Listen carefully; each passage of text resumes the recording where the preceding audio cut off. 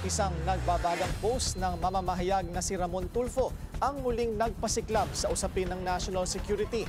Ito'y matapos niyang ibunyag na may nasa 400 Chinese national na umano'y iligal na nananatili sa bansa at nagtatrabaho sa Dito Telecommunity. Ayon kay Tulfo, hawak ng mga dayuhan ang iba't ibang executive position sa kumpanya at posibleng mga espiya ng China. Hawak din daw nila ang mga sensitibong data ng bansa.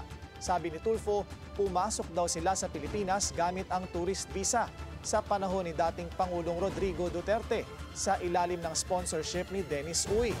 Dagdag pa ni Tulfo, alam daw ito ng ilang immigration agents na ginagamit ang mga dayuhan bilang milking cows.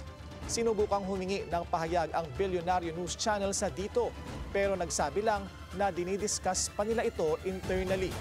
Ayon naman sa Bureau of Immigration, sineseryoso at pinag-aaralan na nila ang report ni Tulfo.